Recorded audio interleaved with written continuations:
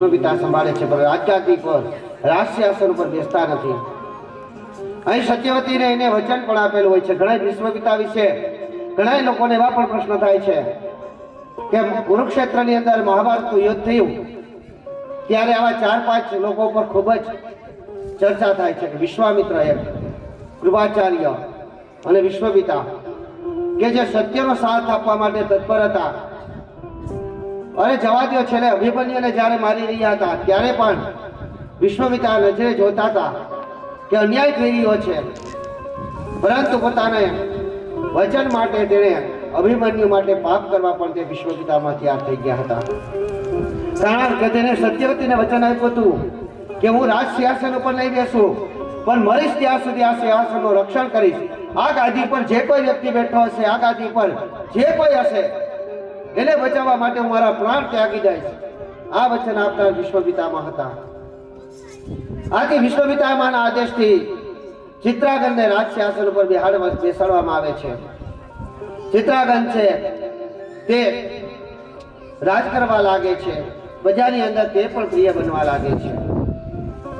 પરંતુ થોડાક સમય પછી એ પોતાના સૈનિકો સાથે નગરની અંદરથી ફરવા માટે નીકળી રહ્યા હતા ત્યારે જનતાની અંદરથી એક અવાજ આવી રહ્યો હતો, ચિત્રાંગન કી જય હો, ચિત્રાંગન કી જય હો, ચિત્રાંગન કી જય હો.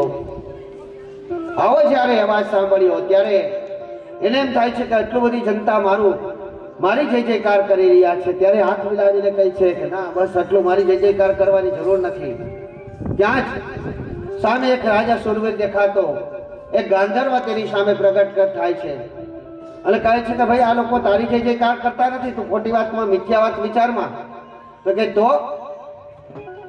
તો મારી જય જયકાર કરે છે, તારી કઈ છે, કઈ રીતે જય જયકાર એ બોલી રહ્યા છે, ચિત્રાગનની જય હો, ચિત્રાગનની જય હો. તો હું ચિત્રાગન છું, રાજા છું એનો, તું ભલે ચિત્રાગન હોય, આ લોકો મારી જય જયકાર કરી રહ્યા છે. હું ચિત્રાગન નામનો ગંધર્વ છું. એકબીજા વાક્ય યુદ્ધ કરે છે. ત્યારે એ બે વિચારે છે કે ચલો છોડી દઈએ, આપણે પબ્લિકને જ પૂછી લઈએ, જનતાને જ પૂછી લઈએ કે તમે કોની જય જયકાર કરી રહ્યા છો. જ્યારે જનતાને પૂછવામાં આવે છે કે તમે કોની જય જયકાર કરી રહ્યા છો, એટલે જનતા પણ હોશિયાર હતી કે આપણે શું કરવા એક પર રમવું, બરાબર, તમે બે યુદ્ધ કરો ને જે જીતે, યુદ્ધ કરો ને જીતે તેને અમે તેની જય જયકાર કરીશું. આથી કરી અને ગાંધર્વ, ચિત્રાંગન અને રાજા બંને યુદ્ધ કરે છે. ચિત્રાંગન બંને યુદ્ધ કરે છે. આ યુદ્ધની અંદર આ ચિત્રાંગન જે રાજા હતા તે માર્યા જાય છે. ત્યારે જ્યારે વિશ્વપિતામાને સમાચાર મળે છે કે ચિત્રાંગન મૃત્યુ પામ્યા છે, એ પણ યુદ્ધની અંદર ગાંધર્વના હાથે મરી ગયા છે, વીરગતિને પ્રાપ્ત કરીએ છીએ, ત્યારે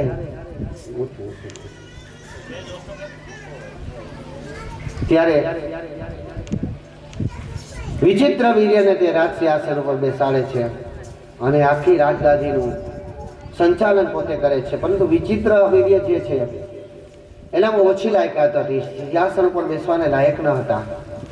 એક તો એનામાં ખૂબ નબળાઈ હતી અને દેખાવ પણ સુંદર ન હતો, અને આથી કરીને તેના લગ્ન પણ થયા ન હતા. આથી કરી અને કોઈ કન્યાનું માગું જ નહોતું આવતું.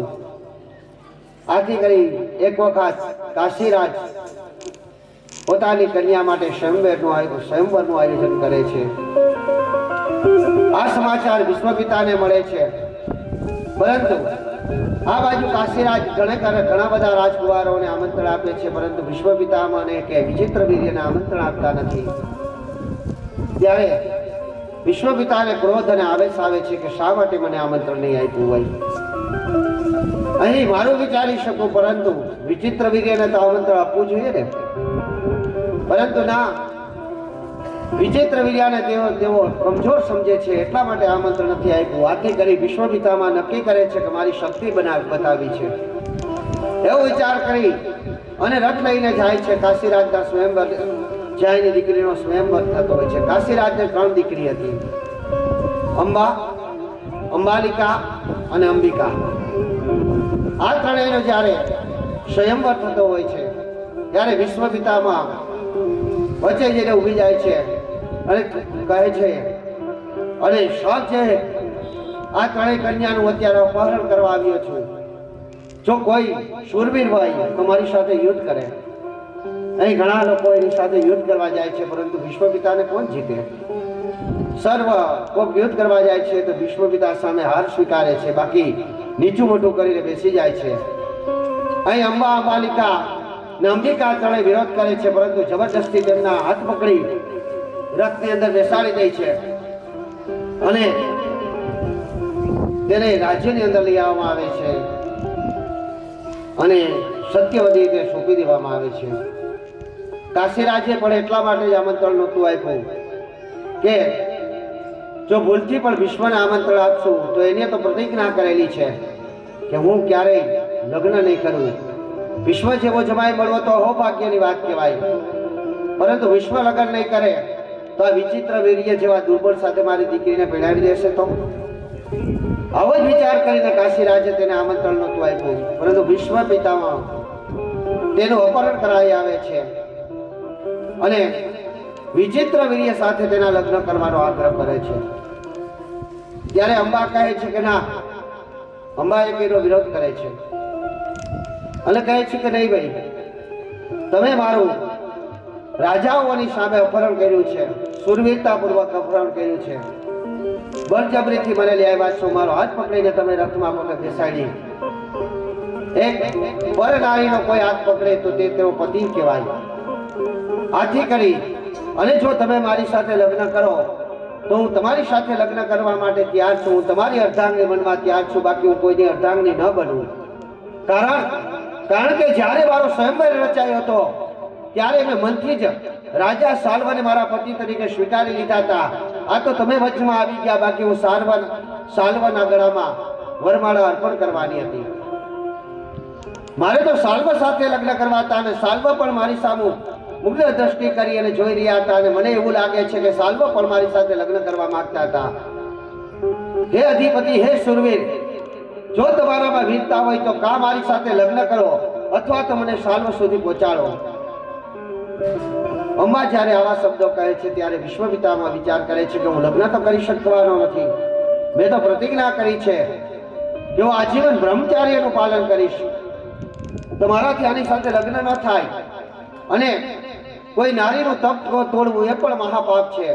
અને આ નારી જો મનથી સાલ્વને વરી ચૂકી હોય તો આ સાલ્વની પત્ની છે અને મારા ભાઈ સાથે પરણાવવાથી પણ શું ફાયદો થવાનો? આવો વિચાર કરી અને રથમાં બેસાડીને સાલ્વની પાસે આવે છે અને કહે છે કે હે સાલ્વ, હે રાજન, તમે આ કન્યાનો સ્વીકાર કરો. સાલ્વ પણ મહાપરાક્રમી શૂરવીર રાજા હતા. વિશ્વ પિતામહને નમન કરીને કહે છે કે પિતામહ, આપનો આદર કરું છું, આપ મારા માટે પૂજનીય છો, વંદનીય છો. આપ જેવા શૂરવીર સામે નમન કરી મસ્તક નમાવવું એ અહોભાગ્યની વાત કહેવાય. પરંતુ હે રાજન, હે વિશ્વ, જે કન્યાનો હાથ આપે પકડી લીધો એ પણ આખા રાજાઓની સામે, ક્ષત્રિયોની સભાની સામે. કોઈ કન્યાનો હાથ કોઈ ક્ષત્રિય પકડી લે તો ક્યારેય છોડતો નથી, અને જે કન્યાનો હાથ કોઈ ક્ષત્રિય પકડ્યો હોય એને બીજો ક્ષત્રિય અપનાવી શકે નહીં. આથી કરી હું આ કન્યાને અપનાવી ન શકું, હું મારી પત્ની ન બનાવી શકું. કારણ કે આખી રાજસભાની અંદર, કાશી નગરીની અંદર શૂરવીરોની સામે વીરતા બતાવીને, સર્વને હરાવીને આનું તમે અપહરણ કર્યું હતું. આથી આ તમારી રાણી ગણાય. પરંતુ જો આપને ભાઈ માનતી હોય, પિતા માનતી હોય તો એ આપનો વિષય છે. આપ કહી રહ્યા છો કે એને મને ભાતૃ તરીકે બોલાવ્યા, પિતામહ કહીને બોલાવ્યા, જે હોય તે, પરંતુ હું શા માટે એનો સ્વીકાર કરું? વિશ્વ પિતામહ સમજાવે છે કે તે તમને મનથી વરી ચૂકી છે, તો કે એનો પ્રશ્ન છે, હું એનો સ્વીકાર નહીં કરું. એ આજે મારી માટે પરનાર છે. હું એને જીતવા માટે ગયો હતો. જો એને મને પસંદ કરીને મારા ગળાની અંદર રણમાળા પહેરાવી હોત તો 100% એની સાથે લગ્ન કરે. લગ્નના 8 પ્રકાર છે. આપણે ત્યાં જે લગ્ન થાય છે અત્યારે એ પ્રથમ વિવાહ ગણવામાં આવે છે બ્રહ્મ લગ્ન. બ્રહ્મ લગ્ન એને કહેવાય કે જેમાં માતા પિતાની સંમતિ હોય, વરકન્યાની સંમતિ હોય, અગ્નિની કર્મ સાક્ષી હોય, શરણાઈની કર્મ સાક્ષી હોય, ઢોલ નગારાની કર્મ સાક્ષી હોય, સુર વાજિંત્ર સાથે ધામધૂમથી જે લગ્ન કરવામાં આવે એને બ્રહ્મ લગ્ન કરવા કહેવામાં આવે છે. 8 પ્રકારના લગ્નમાં બીજા લગ્નની અંદર આજે સ્વયંવર રચાય, કન્યા જેને પસંદ કરે ઈચ્છા પૂર્તિ લગ્ન, જે કન્યા પોતે જેને પસંદ કરે એના વરમાળાની અંદર, એના ગળાની અંદર એ વરને વરમાળા પહેરાવી જાય એને ઈચ્છા પૂર્તિ લગ્ન કહેવામાં આવે છે. પછી શરતી લગ્ન પણ કરવામાં આવતા. શરતી લગ્ન કોને કોને કર્યા હતા? તો અર્જુને શરતી લગ્ન કર્યા હતા, રામે શરતી લગ્ન કર્યા હતા. સીતાજીના સ્વયંવરની અંદર એક શરત રાખવામાં આવી હતી કે જે કોઈ વ્યક્તિ આ ધનુષ ભંગ કરે એની સાથે આ જાનકી લગ્ન કરશે. દ્રૌપદીના સ્વયંવરની અંદર પણ એ જે માછલીને આંખને વિંધે એની સાથે આ કન્યા લગ્ન કરશે. એમ શરતી લગ્ન પણ કહેવામાં આવે છે. પછી દધાત લગ્ન તરીકે પણ ઓળખવામાં આવે છે, જેને કંઈક આપી અને કન્યાને ખરીદી લઈને ઘણી જગ્યાએ એવા પણ લગ્ન થાય છે કે જે કન્યાની બદલીમાં કંઈક પૈસા કે કોઈ રત્ન કે અન્ય કોઈ વસ્તુ આપીને કન્યાને વેચાતી લઈ લેવામાં આવે છે. આ 4 લગ્ન. ત્યાર પછી 5મા લગ્ન વૃદ્ધાત લગ્ન તરીકે ઓળખવામાં આવે છે, જે લગ્નમાં કન્યાની ઈચ્છા નથી હોતી, માતા પિતાની ઈચ્છા હોય અથવા તો વરરાજાની ઈચ્છા હોય અને એની સાથે જબરદસ્તી લગ્ન કરી દેવામાં આવે છે. એમ આ 8 પ્રકારના લગ્ન થાય છે. તો અહીં તમે મારું જબરદસ્તી હરણ કરેલું છે. પહેલા 4 લગ્ન છે એ શુભ લગ્ન ગણવામાં આવે છે, પાછળના 4 લગ્ન છે રાક્ષસી લગ્ન ગણવામાં આવે છે. આપણે ત્યાં પ્રથમ પ્રકારના લગ્ન થાય છે એટલે કે બ્રહ્મ લગ્ન, સર્વશ્રેષ્ઠ લગ્ન આપણે ત્યાં થાય છે. અહીં આ કન્યા કહે છે કે તમે મારું અપહરણ કર્યું, મારી મરજી વિરોધ કર્યું, છતાં પણ હું તમારી સાથે બ્રહ્મ લગ્ન કરવા માટે તૈયાર છું. વિશ્વ પિતામહ ના પાડે છે કે હું તમારી સાથે ક્યારેય પણ લગ્ન ન કરી શકું, કારણ કે મેં મારી માતાને વચન આપ્યું છે. આથી તે કન્યા તેને શ્રાપ આપે છે કે હે પિતામહ, જો તમે મારી સાથે લગ્ન ન કરો તો હું તમને શ્રાપ આપું છું કે તમારા મોતનું કારણ હું બનીશ. આમ કહી અને તે અંબા ત્યાંથી નીકળી જાય છે અને વનમાં જઈ તપસ્યા કરવા લાગે છે. આ બાજુ વિચિત્ર વીર્ય છે, તેની સાથે અંબિકા અને અંબાલિકા બંનેના વિવાહ કરવામાં આવે છે, લગ્ન કરી દેવામાં આવે છે. વિચિત્ર વીર્ય પોતાની બંને રાણીઓ સાથે સહવાસ કરવામાં મગ્ન બની જાય છે. સહવાસમાં એટલો બધો મગ્ન બની જાય છે.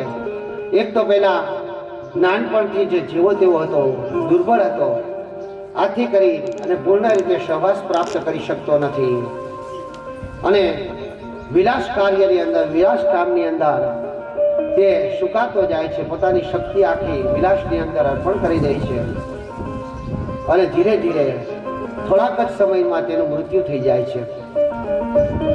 અહીં હવે તેને ત્યાં કોઈ સંતાન નથી હોતું. ચિત્રગંધને ત્યાં પણ કોઈ સંતાન નહોતું, તે મૃત્યુ થયા હતા. વિચિત્ર વીર્યને પણ કોઈ સંતાન પ્રાપ્ત થતું નથી અને તેનું પણ મૃત્યુ થાય છે. આથી સત્યવતી વિશ્વ પિતામહ પાસે આવે છે અને સમજાવે છે કે હે પુત્ર, તમે લગ્ન કરી લ્યો. અહીં તે કહે છે કે ના, હું લગ્ન ન કરી શકું, કારણ કે મેં તો તમને જ વચન આપ્યું છે. આ સમયને વિશે સત્યવતીને હવે પોતાનો વંશનો વેલો કેમ ચલાવવો? એને ત્યાં સંતાન નથી, તો હવે આગળનો રાજા કોણ? વિશ્વ પિતામહ જ્યાં સુધી છે ત્યાં સુધી રાજ્યનું રક્ષણ કરશે, પરંતુ રાજનો ઉત્તરાધિકારી કોણ? વિશ્વ પિતા પછી કોણ? અને વિશ્વ પિતામહ તો આજીવન લગ્ન નથી કરવાના, તેનો ઉત્તરાધિકારી આવવાનો નથી. તો હવે તો મારે જ કંઈક વિચારવું જોઈએ. હું એક જ બચી છું.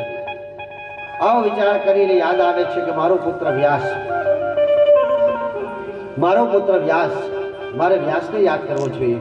અને અહીં જ્યારે પરાશર ઋષિ વ્યાસજીને લઈને જતા હતા, 5 વર્ષના વ્યાસજી હતા, ત્યારે સત્યવતી એને ચોટીને રડી પડે છે, હે દીકરા તું ન જા. પરંતુ દાસરાજ વિમલની આજ્ઞા હતી. પરાશર પણ જેને ખેંચીને લઈ જતા હોય છે. ત્યારે વ્યાસજી કહે છે કે હે માતે, કોઈ ચિંતા ન કરો, હું તમને વચન આપું છું કે જ્યારે પણ તમારે મારી જરૂર પડશે, તમે મનથી મને જ્યારે પણ બોલાવશો ત્યારે હું તમારી સેવામાં તત્પર બનીને તમારી પાસે આવી જાય. સત્યવતીને પોતાનો પુત્ર વ્યાસ યાદ આવે છે અને કહે છે કે હે દીકરા વ્યાસ, તું ક્યાં છે? મનની શક્તિ તરત જ વ્યાસજી પાસે પહોંચી જાય છે. વ્યાસજી સરસ્વતી નદી કિનારા ઉપર અહીં ઋષિઓને પ્રથમ સૂજી એવું પણ કહે છે કે આ વ્યાસજી પોતાની માતાને સત્યવતીની પહેલા યાદ કરી લે છે. જ્યારે સુખદેવ એને છોડીને વયા જાય છે કૈલાસની અંદર, ત્યારે વ્યાસજી કહે છે કે હવે મારે જીવન કોના સહારે ગુજારવું? તપસ્યા તો ખરું છે, પરંતુ હજી હું ક્યાંક મુક્તિમાંથી મુક્તિ નથી મેળવી, કારણ કે આ કાર્ય બાકી હતું ને. અહીં એને પણ પોતાની માં યાદ આવે છે, પરંતુ માતા બોલાવે ત્યારે જ જવાનું છે એવો વિચાર કરી અને તે માતાની નજીક રહેવા માટે થઈ સરસ્વતી નદી કિનારા પર આવી આશ્રમ બાંધીને રહેવા લાગે છે. જ્યારે માતા બોલાવે છે, યાદ કરે છે, ત્યારે સરસ્વતી નદીના કિનારે તે તપસ્યામાં મગ્ન એવા વ્યાસજીને તેના ભણકારા સમજાય છે કે અને માતાનો અવાજ આવે છે કે હે પુત્ર તું ક્યાં છે? આવી જા. સત્યવતીના આવા શબ્દો સાંભળી, મત્સ્યગંધાના આવા શબ્દો સાંભળી અને વ્યાસજી તરત જ રાજ્યની અંદર આવે છે. માતા સમક્ષ ઊભી અને કહે છે માતા આજ્ઞા કરો. ત્યારે સત્યવતી સર્વત્ર વાત કહે છે કે હે પુત્ર, આપણા રાજ્યની અંદર, આ રાજ્યની અંદર જેની સાથે મેં લગ્ન કર્યા છે એ સંતાનો ના 2 પુત્ર ચિત્રાગંધ અને વિચિત્રવીર્ય બંને મૃત્યુ પામ્યા છે. એની પત્નીઓ છે, પરંતુ એને ત્યાં કોઈ સંતાન નથી. માટે તમે આ બંને રાણી સાથે સહવાસ કરી અને પુત્રને જન્મ આપો, જે અમારા રાજ્યને સ્વીકાર કરે ને અમારા રાજ્યને આગળ વધારે, અમારા રાજ્યનો ઉત્તરાધિકારી બને. થોડી વાર વ્યાસજી વિચાર કરે છે, પરંતુ માની આજ્ઞાનું પાલન કરવું છે. આવો વિચાર કરી અને માની આજ્ઞા પ્રમાણે કાર્ય કરવા માટે તે પોતાની ઈચ્છા વ્યક્ત કરે છે. ત્યારે અંબા તો ચાલી ગઈ હતી. આથી કરી અંબિકાને વ્યાસજીના શયન કક્ષ બનાવવામાં આવે છે અને શયન કક્ષની અંદર તેને મોકલવામાં આવે છે. અહીં અંબિકા એમ કહે છે કે હું નહીં, અંબાલિકાને પેલા મોકલો. આથી કરી અંબાલિકા પેલા જાય છે. અંબાલિકા જવાની સાથે જ વ્યાસજીમાં એટલું બધું તેજ હોય છે. વ્યાસજીની આટલી વર્ષની ઉંમર હોય છે, પરંતુ તપસ્યા આટલી બધી કરેલી હોય, એટલા બધા યજ્ઞો કરેલા હોય કે અગ્નિ